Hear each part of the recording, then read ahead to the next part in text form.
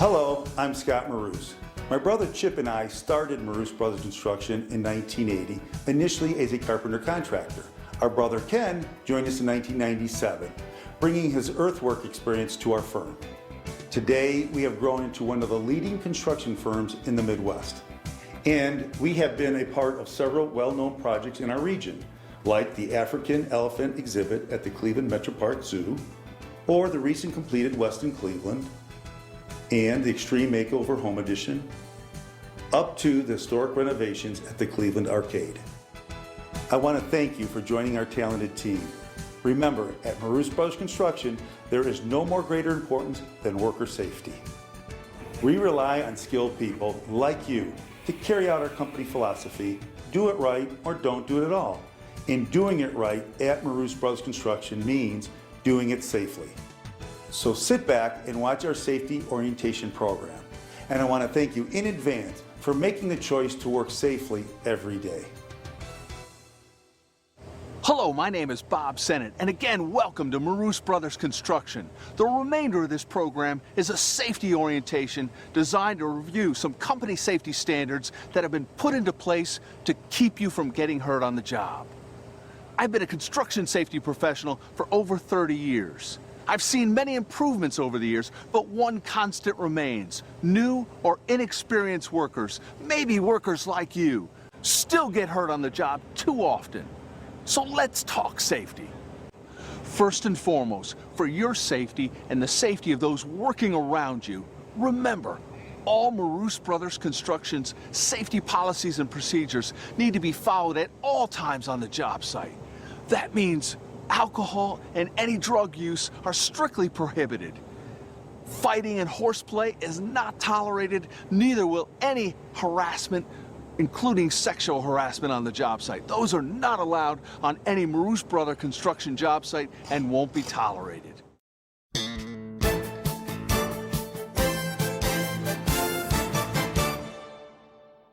Let's change gears now and talk about housekeeping on the job site.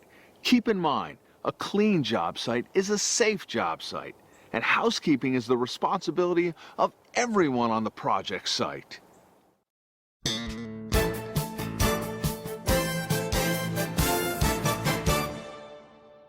Now let me take a moment and talk about accident and injury reporting on the job site. First, if you're ever injured on the job site, no matter how slight, you need to report that injury immediately to the Maroos Brothers Construction supervisor on the site. And regarding your injuries, keep in mind, we have first aid kits on each one of our job sites. They're usually located in the trailer. But if your injury requires more than a Band-Aid or an eye wash, you and your supervisor need to be taken directly to the nearest health center or emergency room.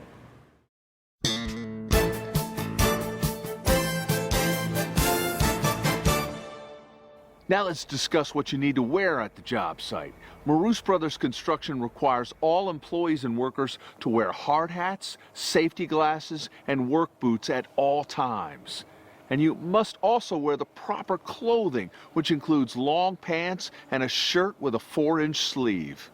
Other PPE items like work gloves, high visibility vest and shirts, and respiratory protection should be worn as the specific task requires.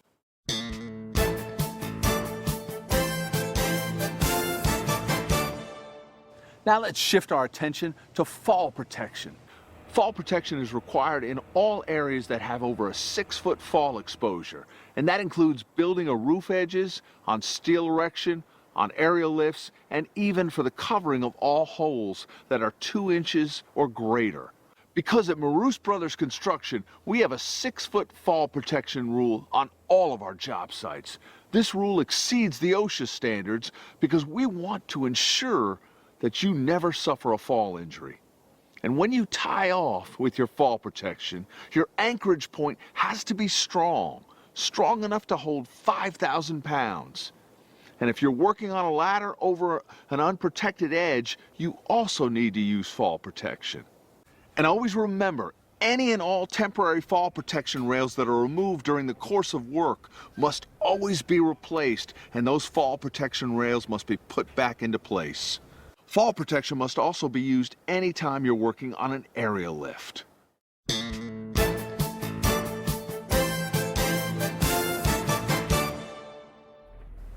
Now let's shift gears and talk about ladder safety.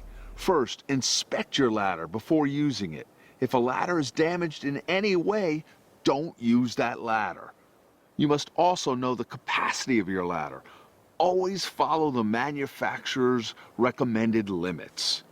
And make sure your ladder is set up properly and is level or on stable ground. And when setting up a step ladder, always open the ladder up fully and lock the arms in place.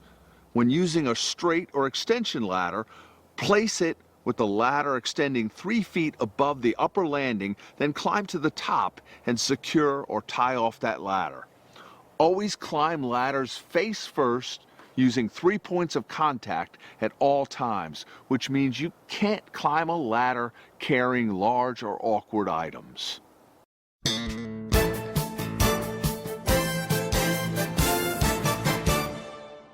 Now let's review electrical safety. First, all electrical must be connected to ground fault circuit interrupters, called GFCIs for short. And also for your safety, also consider any electrical or mechanical on the job site live. And also keep in mind, only authorized personnel can conduct work on any electrical or mechanical systems. And whenever possible, instead of working on those systems live, lockout, tagout safety procedures must be utilized and implemented. And finally, make sure your extension cords are in good working order. An extension cord lacking a ground prong is one of the most common safety violations and hazards that are found on construction sites. Don't let that happen on Marous Brothers construction project sites.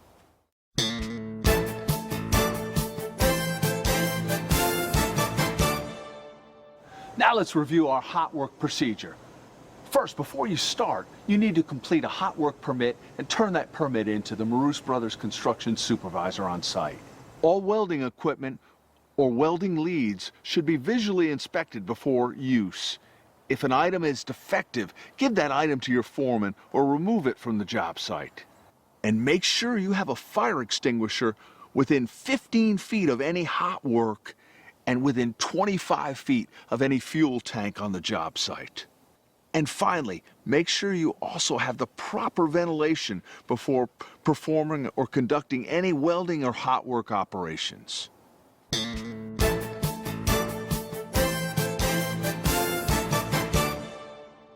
Now let's address proper lifting techniques. Always use care when lifting, carrying, or pulling any items.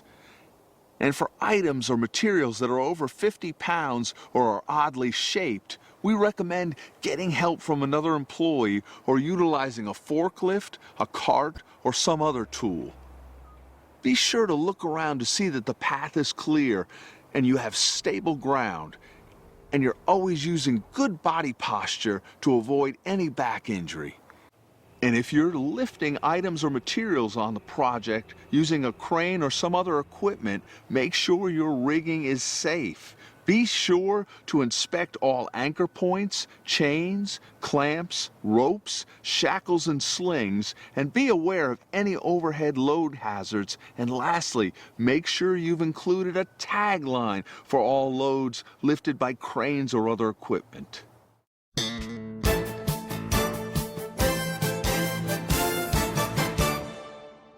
Now let's discuss staying safe below ground. Of course, I'm referring to excavation and trenching. First and foremost, know this. Working inside a trench or an excavation is one of the most dangerous places on any construction site.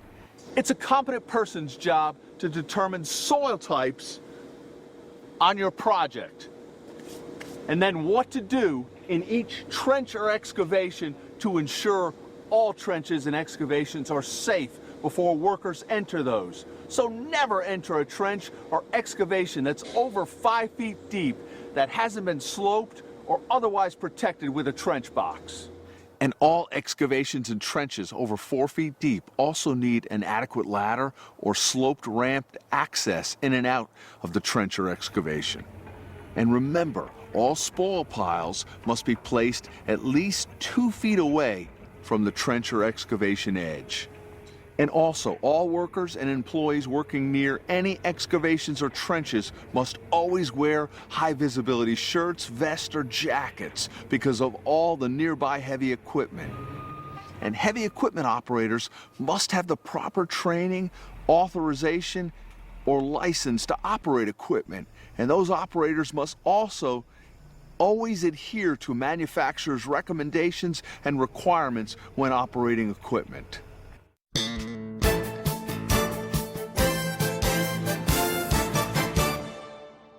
Next, always use your tools safely, whether they're power tools or hand tools. First, inspect your tools before use. If they're not in good condition, don't use them. Either dispose them or tag them "Do not use" until that tool or cord can be fixed properly.